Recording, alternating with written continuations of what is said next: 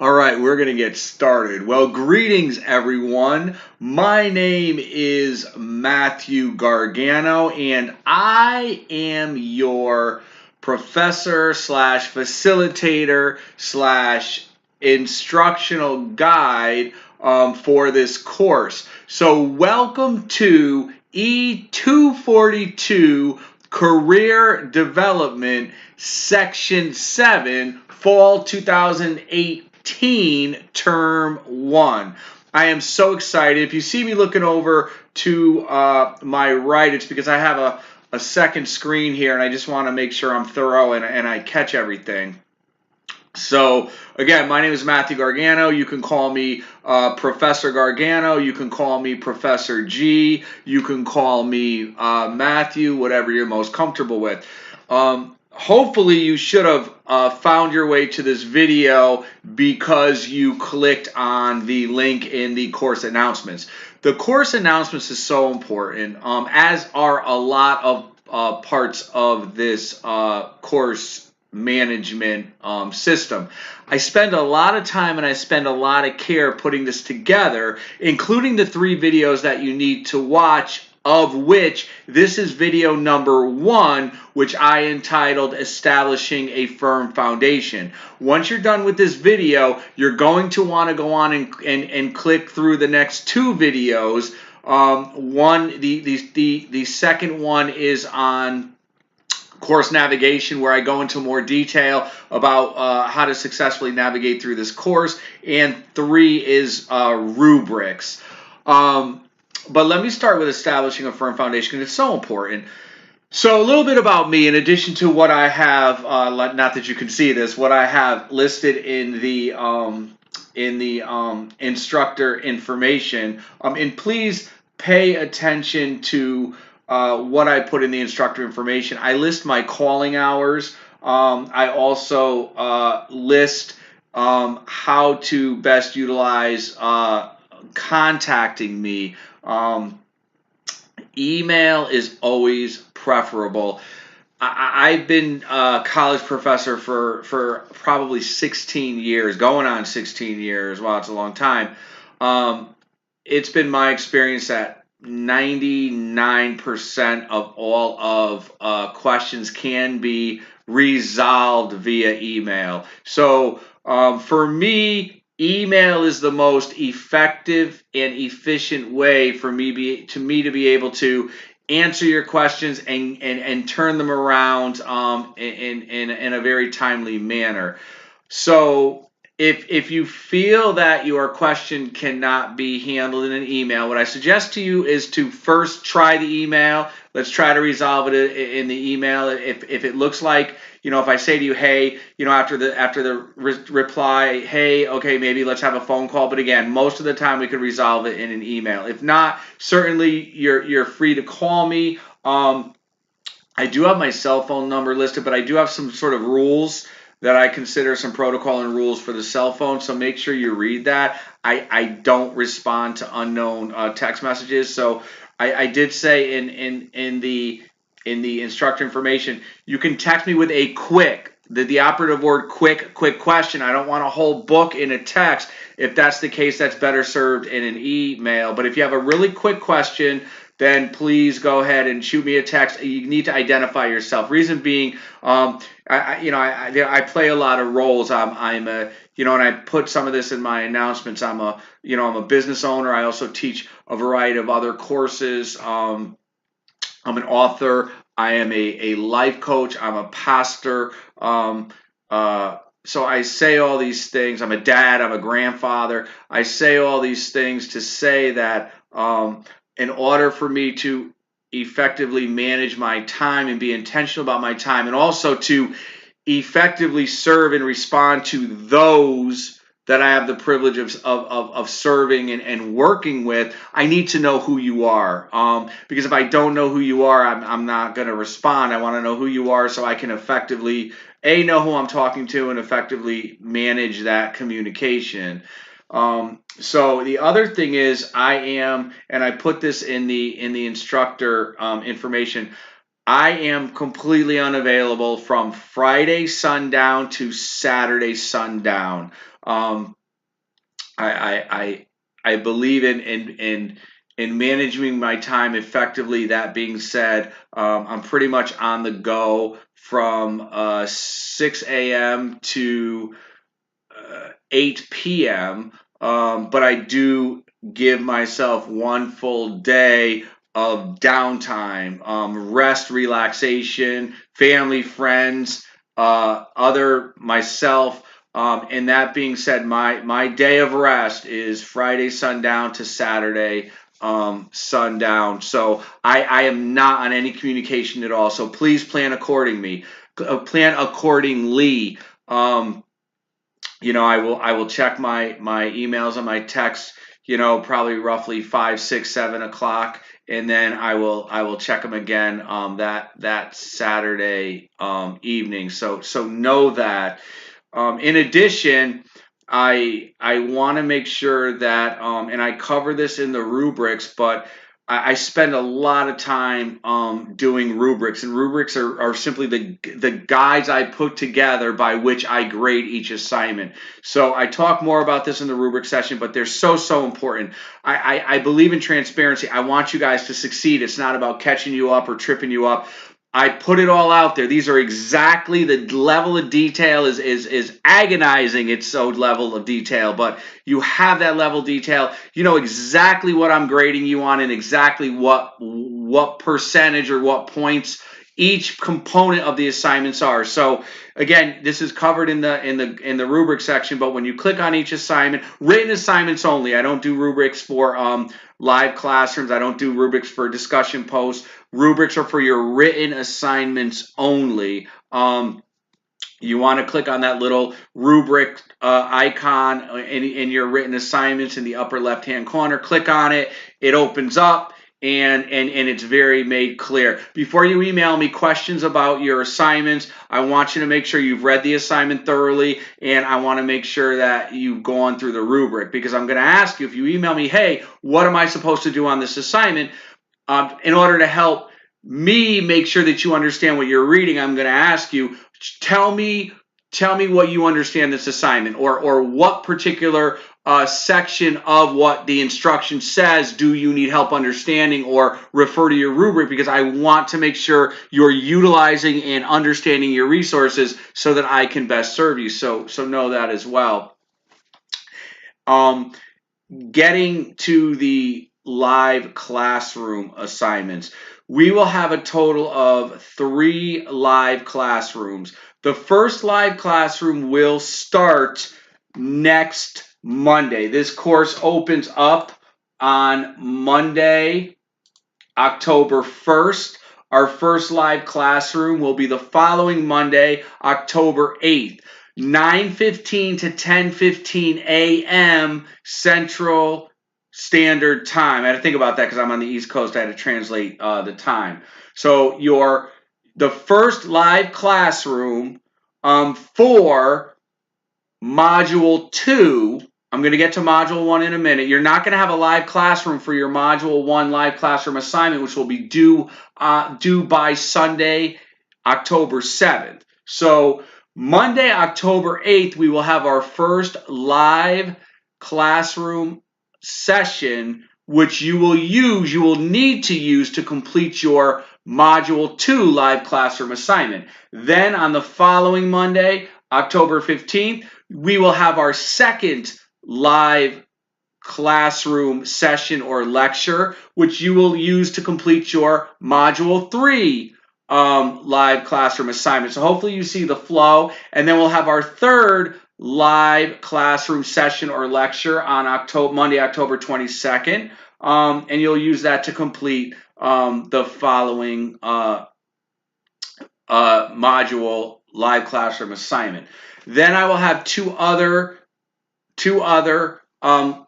live classroom sessions, but they will be pre-recorded, and I'm actually going to send you to some other links. One is going to be on personal branding and networking, and the other one will be on some other things that I'll sort of keep a surprise. So just to review, your first live classroom assignment, your Module 1 live classroom assignment, which is due this Sunday, October 7th, there is no corresponding live classroom session or lecture. I'm going to tell you what I want you to do right now.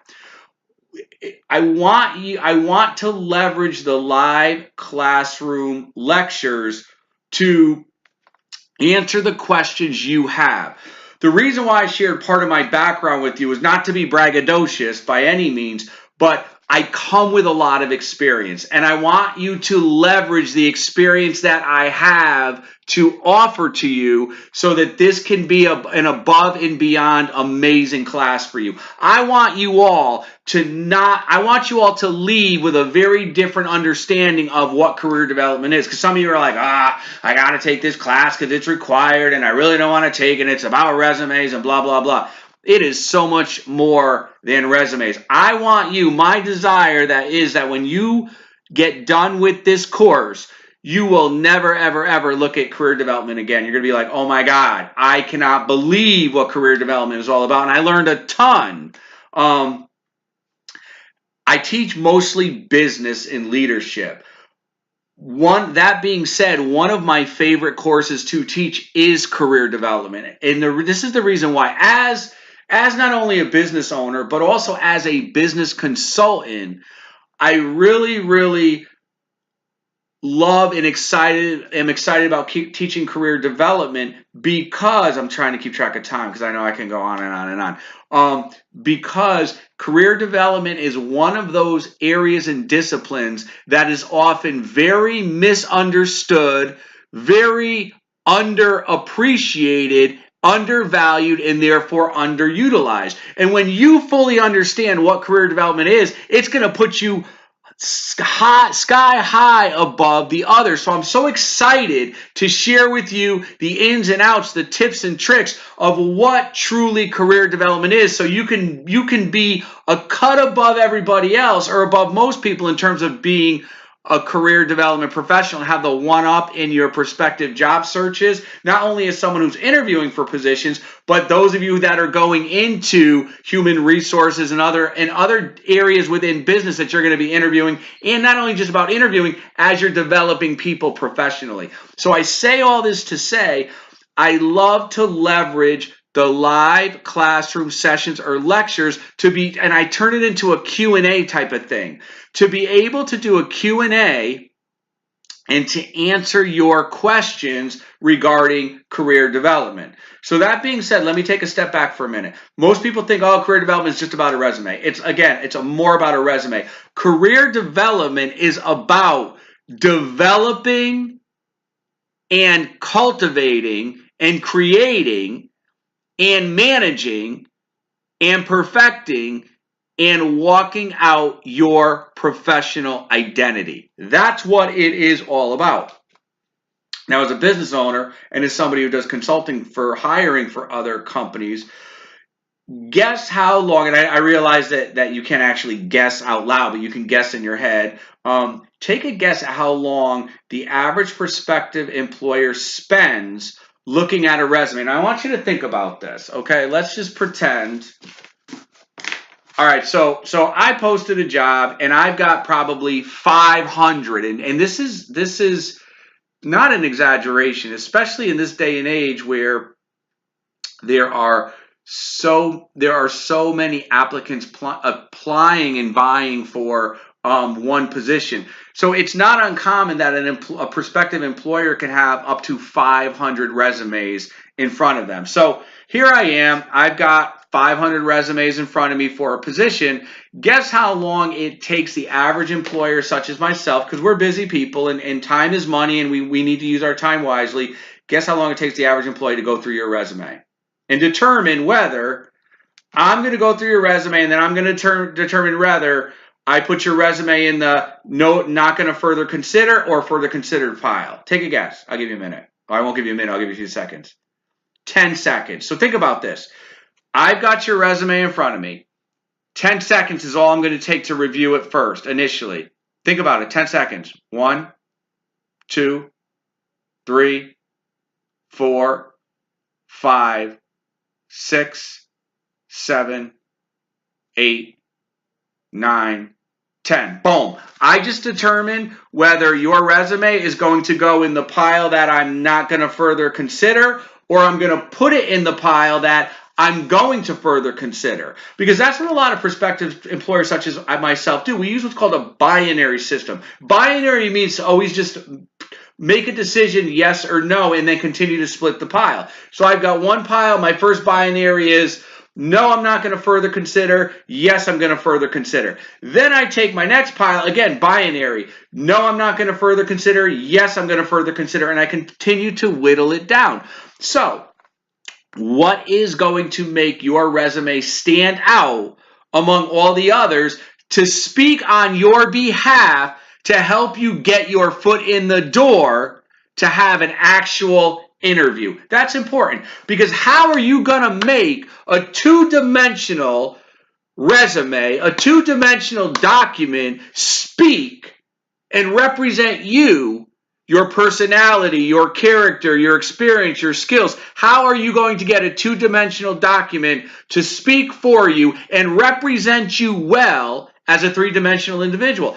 That's part of the challenge of how to craft a resume. And then once you craft that resume so you can make it the cut above everything else, and we'll talk about ways you can do that, then the next step is, okay, you do get that interview. So how do you prepare for an interview? How do you prepare for an interview once you go in? What questions do you ask? What questions do you not ask? What questions can you ask that's going to cause you to be put in that upper cut pile? Then how do you negotiate salary? How do you even look for a job? How do you know when a position is right from you? How do you do industry research? Then once you get in the door, how do you continue to grow and cultivate as a professional, already preparing for your next step? So you see what I'm saying? There's so much more to career development than the resume. The resume is monumentally important, but it's a dot.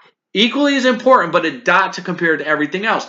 So I say all this to say, I like to leverage the live classroom lectures or sessions because it's prime real estate to be able to do a Q&A. So in the past, I've gotten great questions, and you know what? I keep a running list of questions because they're great questions, but this is your opportunity to ask me anything you want to know about career development. And here's the other thing. I'm not gonna say your name. So when you submit your questions, and that's your assignment. So your assignment for your Module 1 live classroom assignment is going to me, I want your top 3 questions or areas or topics that you want me to address in the very first live classroom lecture, which I will conduct that following Monday on the 8th, okay? I don't bust you out. So I don't say, well, John wants to know if he's been unemployed for 3 years. That's John Smith in your class wants to know he's been unemployed for. I don't do all that, okay? So feel free. I want you to be able to ask whatever questions you want to ask, even some that might be a little sensitive, knowing that I'm not going to attach anybody's name. I'm going to read the questions, and I won't read them verbatim. What I usually do is I usually sort of categorize them in like-minded questions, and then I read them. So I don't mention students' names because I want you to feel free to ask your questions and get it answered. So in the past, common questions are, how do you overcome nervousness? How do you become more self-confident? What should you do to prep for what resume? What should you wear? What are the worst questions to ask? What questions should you ask or shouldn't you ask? How could you build your confidence? How do you nail an interview? When you're asked the dreaded "tell me about yourself" question, well, how should you answer that question? How do you answer gaps in employment? How do you answer if you're of a certain age, 30, 40, 50, 60, and you're changing jobs, you're changing careers, or you've been a stay-at-home mom or dad for so many years and you're entering the workforce, or you had a business and now you want to go back into the workforce working for somebody else, or you've got a criminal felony conviction on your record. How do you deal with that? I mean, these are some of these great questions that you can ask, but I also want you to ask whatever other questions you want to ask. How do you prepare for a telephone interview, a video interview? I'm just trying to think in the past some questions, but a lot of really, really great questions. I want you to think about, I want you to take some time. You have almost a week to do it. take some time and think about 3 meaningful questions or areas or topics that have to do with career development that you want me to answer in the upcoming 3 live classroom sessions or lectures. Okay, very important. What else do I want to talk to you guys about? Make sure, and I cover this in course navigation, but again, so some of this might be redundant, but that's okay. Syllabus, you definitely want to make sure, you know, your go-tos in the course is your syllabus. You want to make sure you read your syllabus. Print it out. For those of you like I'm old school, I still like to print stuff out, hard copies.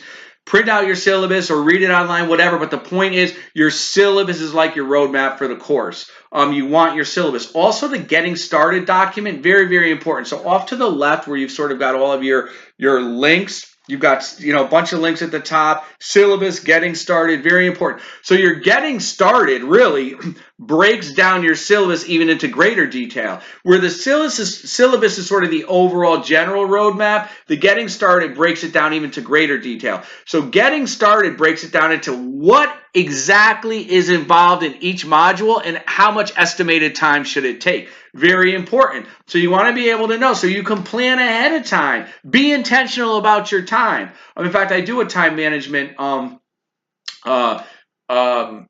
lecture that I had pre-recorded, but I bundle it with and I'll post this for your the 4th pre-recorded live classroom session. After we do the 3 Q&As, I cover personal branding, networking, and time management. But also then make sure you go through the modules.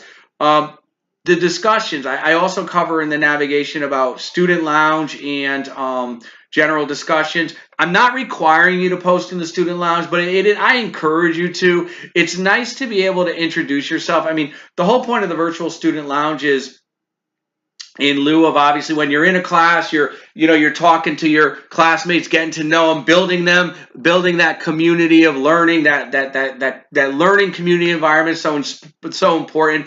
The student lounge is sort of the way to do that in a virtual way. It's not, in my opinion, it's not as effective and meaningful as in class. So I'm not going to force you to post, just like in a seated class. I don't force people to talk to each other. Well, I put people in groups, but that's kind of different. But anyway, bad analogy, kind of sort of works, but not really. But I encourage you to post and introduce yourself, but it's not required. It just sort of helps people sort of get to know you. And me too. I don't respond to the student lounge introductions, but I do read them and I do enjoy reading them as well. I talk about the general course. If you have a general course question, post it there. Know that the whole world could read it. So, and again, I mentioned this there. If it's a general course question that you have that you know others are going to read, they might have the same question, post it. But if you don't want people reading it, or you don't want people knowing what it is, then send me a private email. What else do I want to talk to you guys about?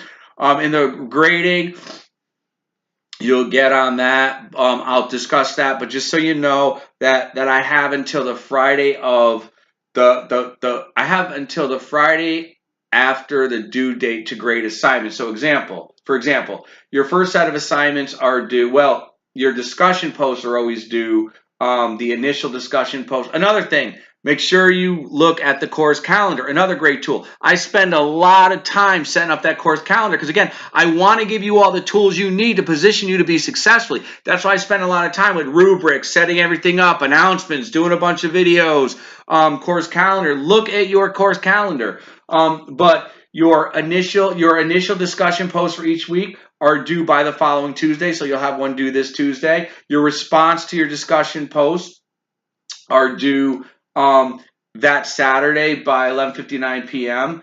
And then your written assignments are always due that Sunday by 11:59 p.m. except, of course, the last day of class are due on the last day of class. But that being said, so for example, your first set of written assignments, the deadline is Sunday, October 7th. I actually have until that Friday. So I have until each Friday of that due date to get everything graded and turned around. That being said, know that I try to do it more quickly. I try to grade on a regular basis, but no, I have that full week. If I need to, I take it, but most of the time I'm really good and I try really hard to get things back to you, within a couple of days of turning them in. But again, I want you to make sure that, and I'm going to click on it now. I want to make sure that you do, one of your big tools is your course calendar. So, go on there. I'm looking right now. Obviously, I set it up. The class opens on Monday. Yeah, I'm shooting this video Saturday evening. It's sundown now, so I'm shooting the video Saturday evening. I don't know if you guys have access to log in Sunday or Monday morning, but anyway, look at your calendar. Monday, I put in there first day of class. Make sure, welcome. Make sure you view the welcome announcement, the videos, the syllabus, all very important. I put in there all of your initial discussion posts when they're due on each Tuesday. The responses are due on Saturday. I have noted in there the 3 live classroom sessions at 9:15 starting on the 8th, the written assignments. Make sure you get everything in by when the class ends on November 6th, which is a Tuesday. All of your modules, 6 assignments have to be due by 11:59 p.m. Central Standard Time on the 6th. Trying to think if there's anything else I want to cover. I entitled this video "Establishing a Firm Foundation," and here's the reason why. And then I'm gonna close this out because it's about almost 26 minutes right now, which is about average for these. So I equate it to like a house, right? So in most cases, what are the conditions that a city will not 100% condemn a house? You could have a leaky roof and the city probably won't condemn the house. You could even not have plumbing and the city that's not a definite that they'll condemn the house. You could be without electricity and they may still not condemn the house. The one thing that the house will be condemned for, no questions asked, it's a given, is if the foundation is not stable. And here's the reason why. If you think about it, what is the purpose of a foundation? The foundation is what holds everything else. So the foundation has to be firm and stable and solid and straight so that everything, the house that's built, everything that's built off of the foundation can be stable. That's why I entitled this video "Establishing a Firm Foundation," because I want to make sure that you guys have a solid foundation, i.e. this video that you're watching, the other 2 videos that I pre-recorded and put together, the syllabus, the getting started, the calendar. All of this is to help you establish a firm foundation so that you can be successful in this course. And I want this course to be above and beyond what you could have imagined with career development. I want you to walk away and be like, oh my God, this course was amazing. I'm so glad I took this course. I'm so glad I was forced to take this course because it's amazing. That's what I want to be able to do for you. One of the things I'm very passionate about is people. And if you look at all of sort of the things I do, teaching and life coaching and being a pastor and being an author and being a consultant, the common theme through all of these professions is people development. I have a passion and a desire to help each and every individual step into the best version of themselves. I love to be able to help individuals realize their gifts and talents, and again, to be able to step into the best version that they can possibly be of themselves. So that being said, we're going on almost 30 minutes. I wish you well. I'm excited to interact with each of you throughout this course. And make sure you watch those other videos, and I'll talk to you soon.